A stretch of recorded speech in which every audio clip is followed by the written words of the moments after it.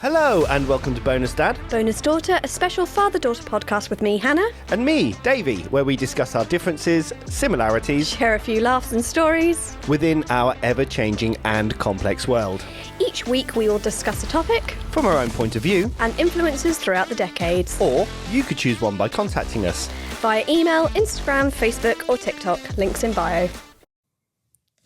Hello and welcome to a very special podcast episode. Why do you keep laughing at the word special? Because you said it's like, it is a special episode, of course it is. Every episode is special. I know, but it does make... And then when I don't say it, you make a comment. If I say it, you laugh. Yeah. I can't win. But the thing... That's the paradox in itself. It is. But the funny thing is about the... like every single episode, it always starts the same because we have the 5-second silence beforehand and then the clapperboard. And I can just... I can just see your eyes, your little eyes just kind of looking at the timer and then the clapperboard, they go... And it's welcome to a very special episode. it's just funny. You know what? You start doing the intros, huh? Okay. Huh? You F it up every time. We're going to be talking about paradoxes today. Yeah, this was another one of your ideas. Was it? It was.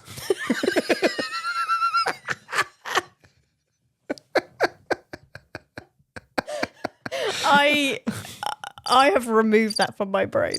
Yeah, that goes on for a while. Okay. You know, every time we do a noise board thing, you don't have to play them all. Oh, sorry, okay. John Cena! Every time I hear that one, I think of John Cena. Yeah. You can't see me! Do you know what that reminds me of now? No. Good evening. This is Gabe Arthur Duck. How many times did you have to record that? You have no idea how many times I've had to. I've listened to those and redone them. Oh yeah. I still think John Cena's funny. Yeah. Anyway. Anywho. So yes. Moving swiftly on. Yes. So this was one of your ideas. Apparently so. Yes, and you're actually you got it up on the screen. I can see your little tab on there, so I can see you're looking at the same document as me. Yes, I love it when you see someone else in there. Have you? I don't know. Do you use Google Docs at work at all? No. We use Microsoft 365. But 365, but what we do share a lot of documents and people do work on them at the same time. So it's funny when you see like, has this workbook open and they're on cell so-and-so. So sometimes I do sit there and go, what are they doing? Especially if it's a document that I've written and I see someone in there and they're doing things.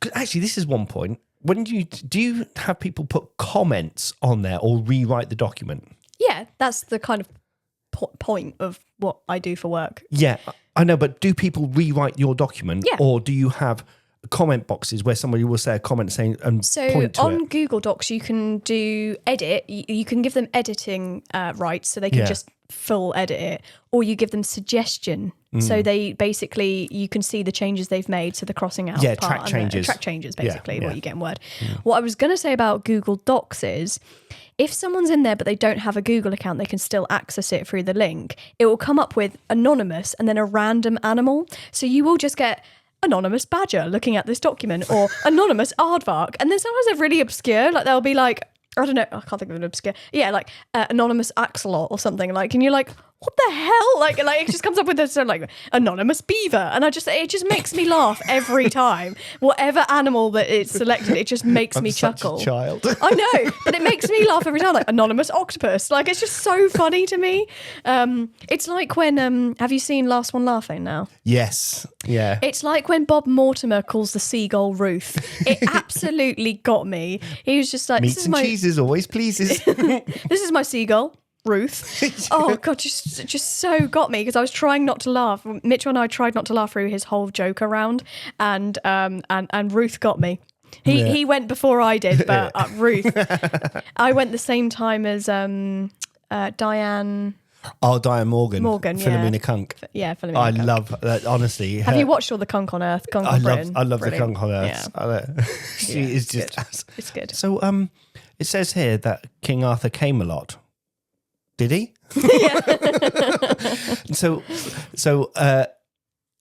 somebody who I know was actually one of the guests on there. Oh, no way. Yeah, he's a professor. And Are they told not to They know, and he said it's so hard. Yeah, because she's funny. Literally so, because a lot of it is improv. They don't know. Because they have to be so serious. It's like, well, and you can see some of them are like trying to hide their smile. Yeah. And coming up with something, but I bet that's really difficult as the expert on there. Yeah. So, or was it the same as a normal man? About the same as a teaspoon? Yeah. Just like brilliant. Brilliant. She's great. Anyway, paradoxes. So I've written. Take it away. I haven't written them obviously because they are real paradoxes. So I have Googled 10 paradoxes. Oh damn! And we're going to discuss them. Let's go. What is a paradox? Oh, it is paradox. Difficult. It's. I don't know how to explain it. I'm surprised you didn't Google that first. Yeah, they're kind of, you could argue they're brain teasers. Yeah, they're like something that you try and work out. It's a statement that you try and work out in your head, but you can't work it out. Yeah, and there are actually a lot of what's the word? Kind of like physics, maths, and mathematicians, and a lot of experts have actually tried to figure some of these paradoxes out. Mm-hmm. But some of them you just can't. But they are based in a lot of way with the way that we think. I think a lot of them are semantics. Yes. Yeah.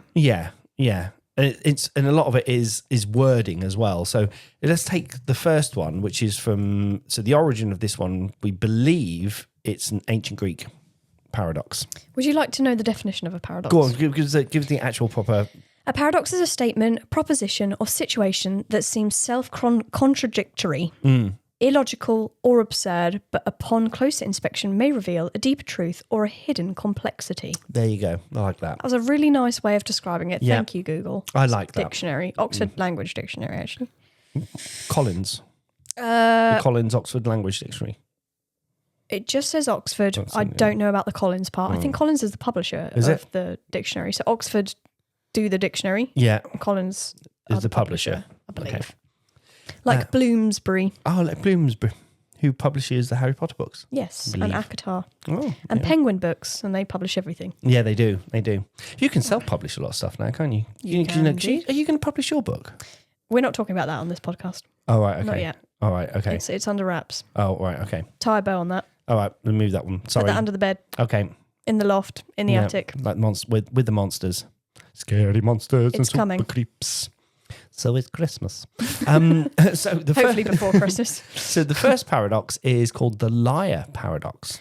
Liar, liar, pants on fire. This comes from ancient Greece and often attributed to a guy called Epimendes, I believe. Is it? You're quite up on Greek philosophers. Epimendes. Yeah.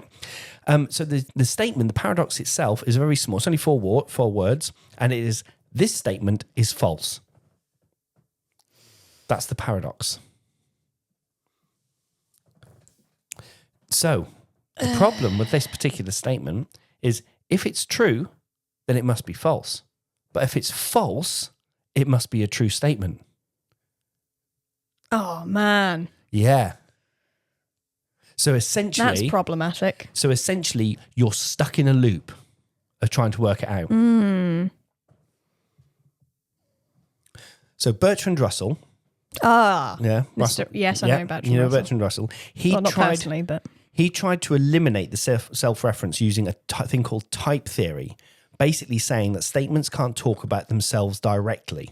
Yeah, that makes a lot of sense. Is that the kind of what he said came up with? And then Alfred Tarski introduced the hierarchies of language, that a statement can only be judged true from a higher level system. Similar to what Bertrand's saying. Okay. Yep. So what it really means is he's saying is that truth isn't as simple as true or false. Mm-hmm. Yeah. Mm-hmm. Which we know that anyway. That would have been my point actually, because you can believe something to be true. Yeah. But it actually could be false. It's your own truth. Yeah. Which comes into this because truth isn't true or false, because your truth might not be the truth. Exactly. Does that make sense? What is truth? Because it's all about perception versus perspective as well. Yes. Yeah, that comes into it. And do you know something? And again, I'm not saying that I'm a scientist in any way, shape, or form, but I'm quite happy to say things, to put my hand up and say I'm wrong about something. Mm-hmm. I heard something the other day, And it made me change my perspective on something that I knew to be true. Right. Okay. So this is also in one of the tales. I reference it in one of the tales. Okay. And in the Morning Star one, saying about the difference between ideas and beliefs. And the fact that I prefer ideas because you can change an idea, but you can't change a belief. Yeah. Which is my whole thing about religion. I heard somebody come out from a different perspective the other day, and I was like, actually, that makes sense. Go on. Right. Difference between belief and knowing. You know something to be true. You know it. But if you believe something to be true, there's still an element of doubt. Doubt, yeah. And that kind of, I listened to this the other day and I was like, actually, yeah. So that's going one step further. So now I see it as a 3-tiered thing. Oh, okay. As 3 tiers. So ideas, beliefs, knowing. Yeah. I guess knowing could also be false if you are Well, no, if not you know, sure. if you definitely know, but that's, if you're Can not you be sure that you definitely know? Well, you can't, essentially. Can you be 100% certain can't that be I am sure- Hannah, your daughter sitting right here? Yeah. Well, I could be a mirage. you could be a figment of my imagination. In fact, I could have been doing this entire podcast by myself. Yeah. And everyone's only hearing a one-sided conversation, and you are actually a figment of my imagination. You are the main character. Main character energy. Main character energy. Yeah. So, there you are. Nice. Yeah. So I like that now. I've got a 3-tiered approach. Idea, like it. belief, knowing. Nice. You learnt from your... Yeah, there you are. So, yes. So what is that messed with your head? A little. A little? But yeah, I don't think a statement can talk about itself. I agree with Bertrand Russell. Yeah. Do you well, it's like on one of my bios, it said 99% of statistics are made up. Yeah. Yeah. Okay. Next one. Okay. So this is Achilles and the tortoise. Achilles. Yes. So this one, I still can't quite get my head around this. Okay. Well, so the origin of this one is from 5th century BCE, so 500 years before the birth of Jesus Christ. Jesus. And the statement is a faster runner can never overtake a slower one because they must first reach where the slower one was. Hold on. Exactly. I might need to reread that. I can't get my head around this. A faster runner can never overtake a slower one because they must first reach where the slower one was. Yeah. So basically, to overtake the tortoise, Achilles must first reach where the tortoise was, but by then the tortoise has moved slightly ahead. Lapping the tortoise? So that will then repeat infinitely. It splits motion into infinitely many steps. And the calculus tried to resume it, so that the infinite steps can still sum up to a finite distance. And that was developed by Isaac Newton and Wilhelm Leibniz. But I can't get my head around it. But that suggests that Achilles started after the tortoise. No, they said a faster runner can never overtake a slower one because they must first reach where the slower one was. Again, this is a maths problem, which is why I can't comprehend this. I can't comprehend this at all. I'm going to stick up my hand and say I don't understand. Yeah. I don't understand what the problem is. I nearly even took it. I know. I nearly even took this out because I don't get it. Infinity behaves in ways our intuition isn't built for. It's forced humanity to invent calculus. Yeah.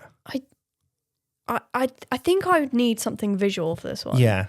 A faster runner can never overtake a slower one because they must first reach where the slower one was. Yes.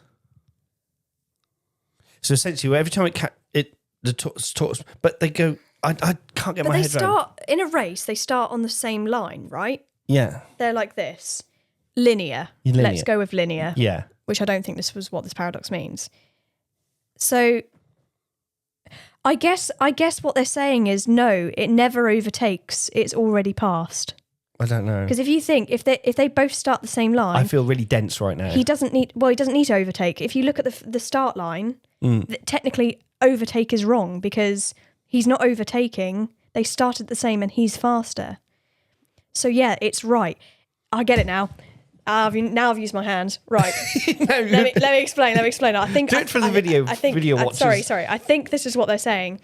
So if you think Achilles and a tortoise are on the start line of a race, the gun goes off, they both start, and Achilles obviously pulls ahead because he's a man, fast man, presumably. There is no overtake because they're at the same. Okay. They started. Yeah. It's not like he's lapped him and overtaken him. Yeah. They started at the same and fell forward. So yeah, he can never overtake him because this line is always moving. Yeah. Okay. I do get it. It's coming. I needed my hands to represent the start. Well done. line. Well done for working that one out. Yeah, I think that's what it means. Yeah, you can't. He's not. I think again, it's semantics. Is the word overtake? He's not overtaking him. They're starting at the same point. Yeah. But then, if he overtakes, that start point is moving.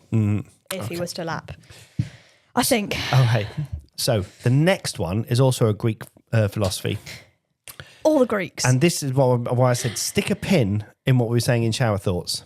Stick a pin in it. Ship of Theseus. If all parts of a ship are replaced over time, is it still the same ship? So this has been debated in metaphysics and identity theory, and modern versions appear in the philosophy of the mind. It's basically saying what defines identity? Is it continuity, material, or something else? Now, you could even argue that you yourself, as you are now, are not the same person that you were when, say, 20 years ago, because your body regenerates constantly over time, apart from your teeth. Cells die and reborn. So, I have thoughts on this. Okay. And it's right. It's about not my not my theory is right, but when he says that it's about the identity, continuity, material, or something else. Yeah. Continuity, sorry. Mm-hmm. I think it's the realm of something else because as you're replacing parts of that ship over time. Yeah. Those, say the first plank of wood you replaced, as opposed to the last plank of wood, maybe 10 years have passed. Yeah. When that first bit of wood was put into the ship with the identity of that ship, call it HMS Hannah. Bonus dad, bonus daughter. Okay. HMS BDBD. That has been part of the ship known as bonus dad, bonus daughter, or HMS BDBD, right? So by the time you get round to doing that last plank, that's already had the identity of the ship. And therefore, just putting in that last plank, the identity still continues throughout. I'm going to throw one in. Go ahead. Okay. That ship has been replaced over time. Yes. Yeah. All of those planks of wood are in a storeroom. We now build a ship out of those planks of wood, which is all the original of HMS BDBD. Which ship is there now two ships? Which one is the HMS BDBD? Yeah. I think if you restore from all those... I mean, the suggestion would be that it's unlikely that those bits of wood would make a ship because they would have needed replacing. Yeah. So my question would be the quality of those materials that were left behind. Yeah. If someone was to rebuild as best they could, it would be more of a statement of a memorial of the original ship as opposed to the actual ship. Got another one for you. Oh, God. Let's put this in human terms. Oh, no. Right. There's a band. Yeah. Let's call the band BDBD. Okay. Right. And that band consists of myself. Yeah. You, your mum, Mitchell. Okay. Mitchell leaves the band. We get a new member in. Why did he leave? Creative differences. Right, okay. Right, okay. Mitchell leaves the band. Creative differences. We then pull in Archie. Yeah. Okay. After a little while, you leave the band. Why did I leave? You leave the band because Mitchell decided, or you decided you wanted to back Mitchell up. Okay. It was a very short period of time. Right, got you. So you and Mitchell have now left the band. Wovey joins the band. Okay. Okay. She would never. Carry on. She would. So your mum then leaves the band.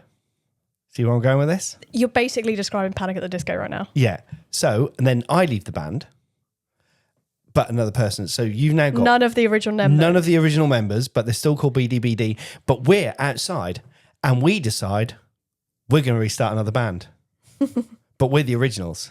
So which band is BDBD? Whatever was contractually obligated to use the BDBD band name. That is my God's honest answer. Not sure if you could do it in human terms because we're bound by other things like contracts and stuff like that. Yeah. I thought you meant pulling a person apart and putting them together because then I'd say, well, wherever their mind was would be the person. It's So that one is a paradox. I think it's ongoing history and identity of the boat.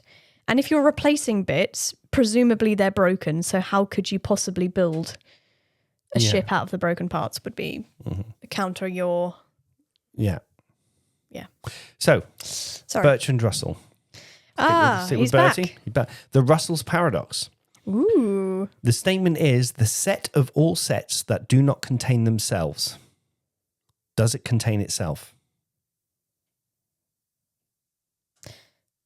Come again? So this is another maths. So the core problem is, so consider the set of all sets. So if it contains itself, it shouldn't. If it doesn't, it should. So this is another maths problem. When does this ever come up in anyone's life? So, right, when I think of a set, I think of Monopoly, right? Yeah. So I've got the greens. So you've got Oxford Street, Bond Street. Yeah. And Regent Street. Yeah. That is a complete set. Yeah. So the set of all sets, so the whole of the Monopoly board. Yeah. Is a set. The set of all sets that do not contain themselves, does it contain itself? I've lost my Monopoly analogy now. Yeah. I don't know how to get from... I'm not sure on this one. Again, this is a maths one. So we leave that one and move on. Yeah. Yeah, okay. Let's go with something that we can get our head round. The barber paradox. Okay. All right. So, again, this is Bertie again. Oh. Bertie Russell. So, a barber shaves everyone who does not shave themselves. Does he shave himself? The barber shaves everyone who does not shave themselves. Yeah. Does he shave himself? A barber shaves everyone who does not shave themselves. So does he shave himself? Does the barber... So does the barber his own barber? But the definition is, the statement is that the barber shaves everyone who does not shave themselves. But if they shave themselves, then they're not the barber. Yeah. Yeah. Okay. Yeah. Oh. I mean, if I were the barber, I wouldn't shave my own head. Oh, it does actually say here this is a simplified version of Russell's paradox to show logical inconsistency. Oh, so these are connected. Yeah. So the problem isn't the barber, essentially, it's the definition of what barber is. It creates a logical impossibility. So it's the definition of the barber that falls down. Whereby the definition is the barber who shaves everyone who does not shave themselves. That definition itself is what is the problem. So it's a bad definition. Yeah. Isn't it? It's a shit statement. It's a shit statement, yeah. Again, not sure where this has come up in his life. No. Other than the barbershop. Maybe he's in a quartet. I was thinking to say exactly that. Oh, my favourite. Schrodinger's cat. Schrodinger's cat. Oh, okay. So this comes from a guy called Erwin Schrödinger in 1935. And the statement is, a cat in a box is both alive and dead until it is observed. Yeah. So basically, it's a quantum level reality statement, essentially. So the cat in a box is linked to a quantum event until it is observed. It is both alive and dead. And why Schrödinger proposed it is to show how absurd quantum mechanics seems when it's scaled up. Yeah. So the interpretation that Copenhagen is like observation collapses reality. It does, yeah. So I think... And then you've got the many worlds. So both outcomes happen in different universes. And the other one is the interaction with environment resolves the state. It does, yeah. Reality... By opening the box and or hearing the purrs, scratches, bangs. Yeah. Or lack of. Exactly. So why this one is such a head teaser? Because when on the face of it, you think, well, no, that makes no sense at all. That the cat is either alive unless it's observed. But what it really means, like, reality may not be definite until it's measured, confirmed, and that observation itself may play a fundamental role in existence. That's what messes with your head. Yeah. Nothing is anything until it's observed, right? Exactly that. Ugh. Yeah. Which is problematic. Very problematic. Thoughts? Oh, it's just a tough one. It's not that I can't get my head around it. Like, I understand what it's saying, but I just... It's so much more deeper than what it is on the face of it. Yeah. This has been a head scratcher for a while, to be honest. Yeah. That's why it's my favourite paradox. It's great. It's a great one. Yeah. Erwin Schrödinger. I didn't know his first name was Erwin. Erwin Schrödinger. One of my favourites coming up. The grandfather paradox. Oui. Yep. So this actually came from a lot of science fiction stories. This was in Futurama as well. It was. So if you travel back in time and prevent your grandfather from meeting your grandmother, how do you exist? So this is almost like the premise of Back to the Future, isn't it? So it's basically saying that time travel challenges causality. You could be your own grandfather. Yeah. So even in Terminator, in the original Terminator, so old mate goes back, sleeps with Sarah Connor, which creates John Connor. But where is the time loop? Where is the origin of that loop? Yeah. So basically, the core problem of the grandfather paradox is that you go back in time and you prevent your own existence. So if you go back in time and stop your grandfather from meeting your grandmother, you stop existing, which means if you stop existing, you don't go back in time and stop your grandfather from meeting your grandmother. Therefore, you do exist.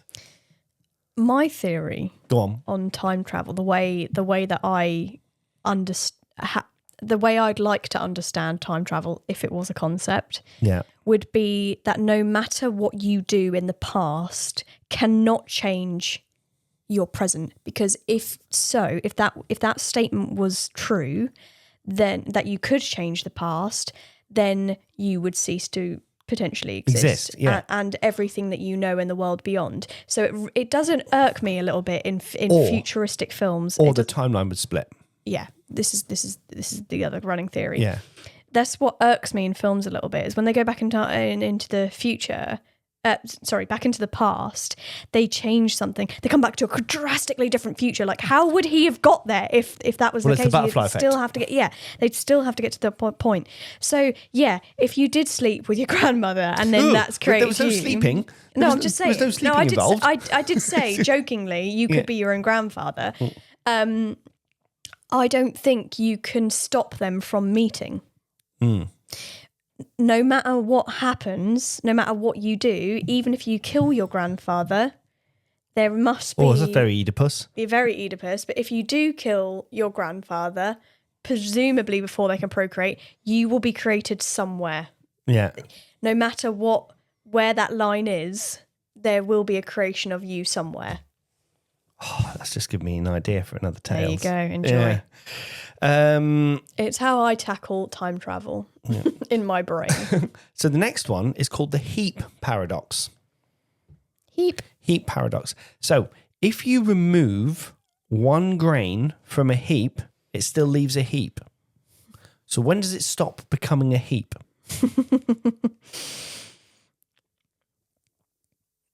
Depends on your definition of heap, doesn't it? This is the same thing, like almost like when does a hill become a mountain? When does a few become several? Yeah. This is the definition of heap. Yeah. I think heap refers to the shape.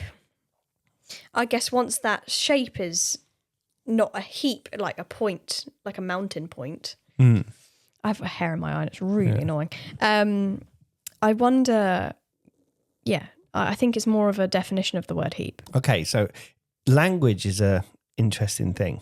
Yes. Myself and Anya had an interesting conversation a couple of nights ago because Anya was talking, and she's absolutely right here, the limitations of the English language. Yeah.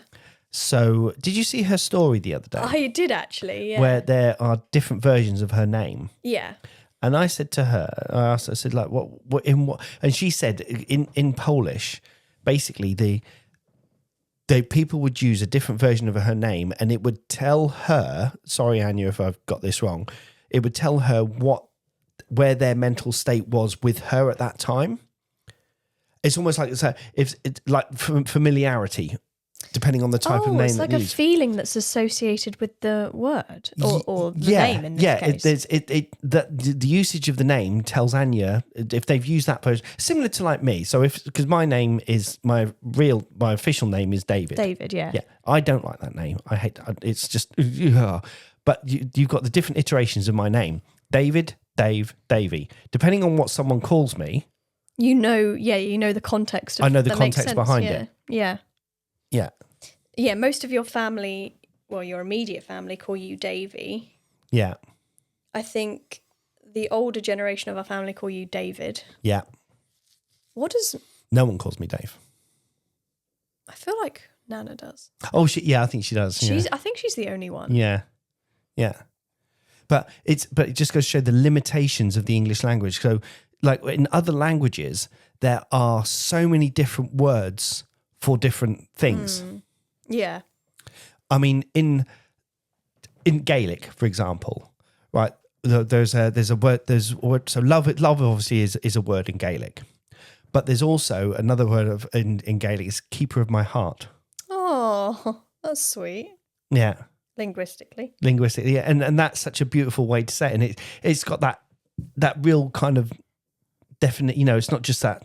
Love. It's like you are the keeper of my heart. Yeah, it's a bit more. It's a bit more, and even in other. Same with I love you and I'm in love with you. Exactly. They have different meanings. But in other languages, I can't remember what so like let's say like Italian. So there might be 20 different words in Italian for one thing, but they all mean something different, but they're all referring to the same thing. The English language is very limiting. Yeah. And this is kind of again, this going back to the heap. Yeah. That's what I mean about the heap. Like it's your definition of what constitutes a heap. What's heap? We're very simplistic in English language. Yeah. Moving on to the bootstrap paradox. I think I've heard of this one. Yes. This is basically an object or piece of information exists without origin. So essentially, it's like me going back to Shakespeare with an entire copy of his book written now and giving it to him. His play, yeah. His plays. So it's causality. Again. Which is the origin? Which came first, the writer or the book?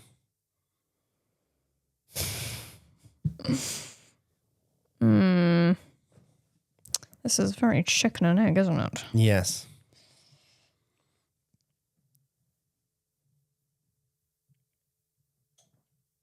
Of all the things you could do as a time traveler, that just feels like the weirdest one. Yeah. Tough one. I think this was in a Doctor Who episode once. Oh, this. Something like that. I think this is in Futurama as well. Yeah.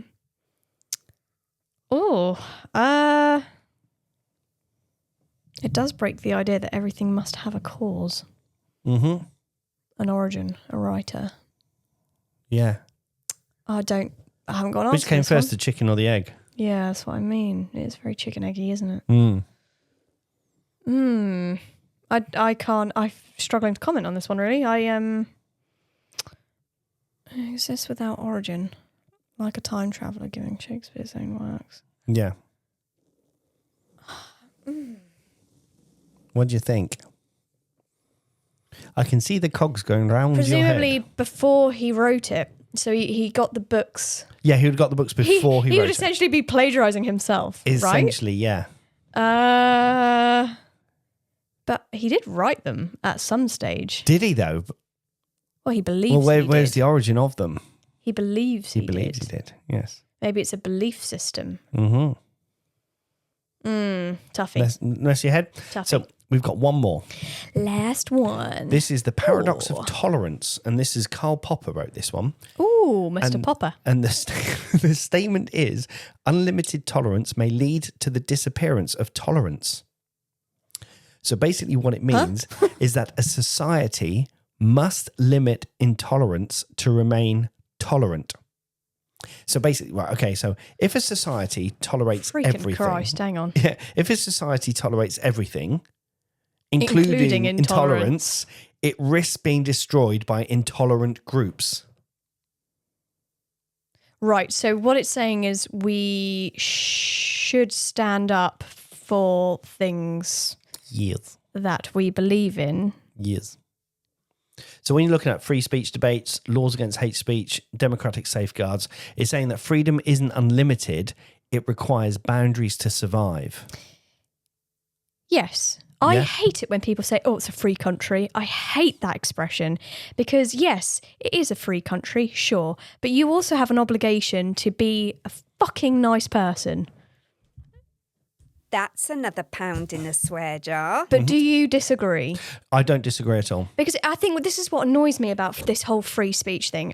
Sorry, I feel like I've got angry here we about go. this. I'm just going to sit down. I feel like I've got angry about this. But I really detest people that are like, oh, it's a free country, we can do what we want. We can say what we want. No, you can't. I don't think that mentality is correct because I just wish people would be kinder to each other. Yep. And I think there's just yes, we can go too far with intolerance, maybe perhaps might be the better way of saying it. Like we can go too far. We can be too politically correct. We can be too much of this. And I am starting to see it with the censorship stuff and the things like that.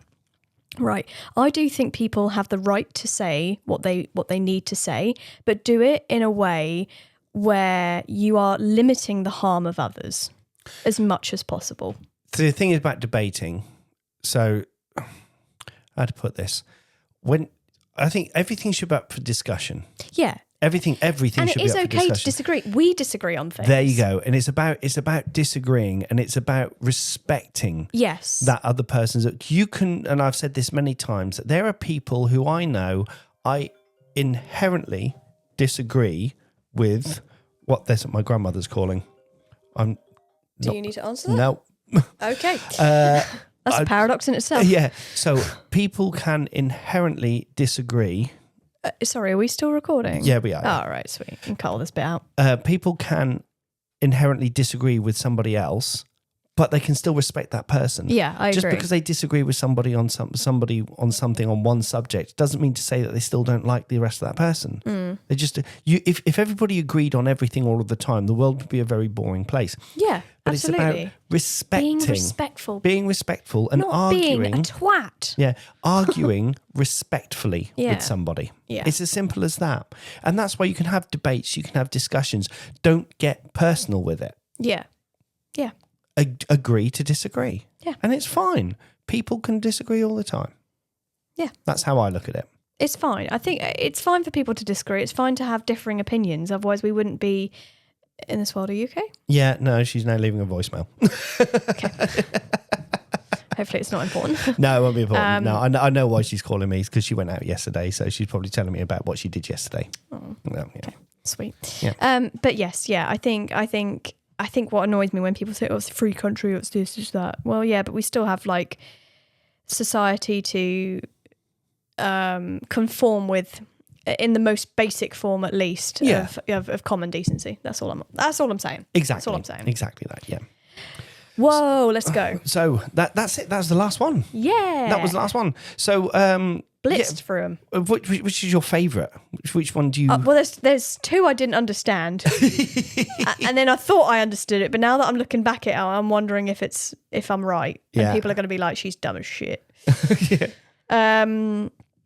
I think I'll always like Schrodinger's cat. Yeah, Schrodinger's cat's my favourite. Yeah, I think just because of the connotations behind it. It's fun to talk about the ship as well. Yeah.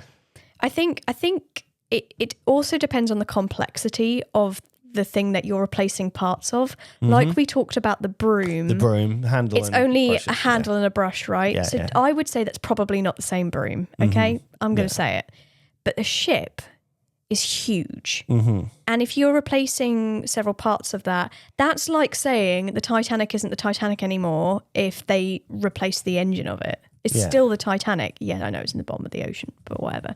They've recreated the Titanic, but they're not calling that the Titanic. They're calling that the recreation of the Titanic. You know, I think it is all to do with the language used. But yeah, I think when the object becomes more complex, there is more room for that debate to be a debate. That's my thoughts. I did like the ship one. You like the ship one? I like Schrodinger's cat. Yeah, I know you do. Yeah, that's fine. There you go. Is that it? That's it. Sweet. Okay. That's it. Well, if you enjoyed this episode of Bonus Dad, Bonus Daughter, we've got plenty more in the bank and on YouTube. If you're not watching us on YouTube already, see our beautiful faces. Cue the outro. Thanks for joining us on Bonus Dad, Bonus Daughter. Don't forget to follow us on all our socials and share the podcast with someone who'd love it. We are available on all streaming platforms. See you next time. Bye-bye.